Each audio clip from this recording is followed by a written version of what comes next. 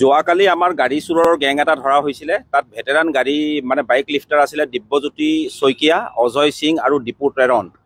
এওঁলোকে মানে গোটেই গুৱাহাটীতে যথেষ্টখিনি বাইক চুৰ কৰি বাহিৰে য'তে ত'তে বিক্ৰী কৰি থাকে। আৰু পাছত ধৰাৰ পাছত দিব্যজ্যোতি শইকীয়া আৰু অজয় সিঙে ক'লে যে তেওঁলোকে আৰু গাড়ী উদ্ধাৰ কৰি দিব পাৰিব, আৰু সেইটোৰ কাৰণে তেওঁলোকে আমাক লৈ যায় যোৰাবাটৰ 13 মাইলৰ অঞ্চললৈ এটা গোপন ঘাটিত। সেই ঘাটিলৈ নি থকা অৱস্থাতে অলপমান জংগল টাইপৰ জেগা আছিলে, মাজে মাজে ঘৰ আছিল, মাজে মাজে জংঘল আছিলে। সেই জংঘলৰ পৰা মানে যথেষ্ট শিলাবৰ্ষণ হয় আমাৰ পুলিচৰ টিমটোলৈ। সেই শিলাবৰ্ষণ হোৱাৰ পাছত মানে দিব্যজ্যোতি শইকীয়াই সেইটোৰ মানে চান্স লৈ তেখেতে পলাবলৈ চেষ্টা কৰে। পলাবলৈ চেষ্টা কৰাৰ লগে লগে পুলিচে নিজৰ ডিফেন্সৰ কাৰণে যিহেতু শিলাবৰ্ষণ হৈ আছিলে, দুজাইমান গুলি ওপৰলৈ মাৰে। আৰু তাৰপিছত দিব্যজ্যোতি শইকীয়াক পুনৰ কৰায়ত্ব কৰিবৰ কাৰণে তেখেতে ভৰিলৈ এইম কৰি গুলীবৰ্ষণ কৰে, আৰু তাৰ পাছত দিব্যজ্যোতি শইকীয়াক পুনৰ কৰায়ত্ব কৰি লোৱা হয়। আৰু এই অপাৰেশ্যন কালত 2খন বাইক উদ্ধাৰ হৈছে। এটা মাষ্টাৰ কি, যিটোৰে মানে বেলেগৰ গাড়ী চাবি নোহোৱাকৈ যেনেকৈ খুলি দিব পাৰি, সেই ধৰণৰ বস্তু কিছুমান পোৱা গৈছে। শিলাবৰ্ষণ কোনে কৰিছিলে?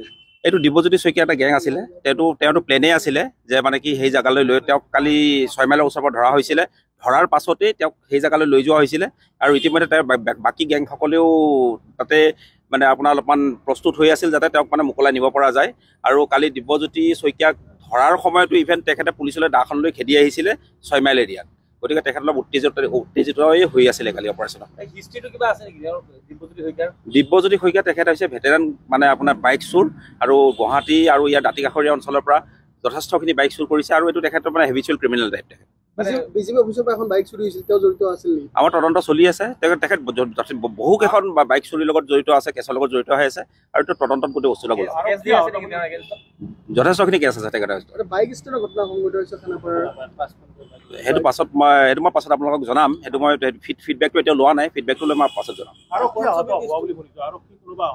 এজন আমাৰ কনষ্টেবল আহত হৈছে। তেখেতৰ গাত অলপমান মানে তেখেতে যেতিয়া মানে যিজনে আপোনাৰ সেই হেণ্ডকাপডাল ধৰি আছিলে তেখেতক চুচৰাই লৈ গৈছিলে, আৰু তেখেতৰ গাত অলপমান দুখ পাইছিলে। তেখেতকো মেডিকেল কৰা হৈছে, আৰু বৰ্তমান দিব্যজ্যোতি শইকীয়া আৰু এই আমাৰ কনষ্টেবল 2জনক আপোনাৰ GMCCতে ট্ৰিটমেণ্ট কৰা হৈছে।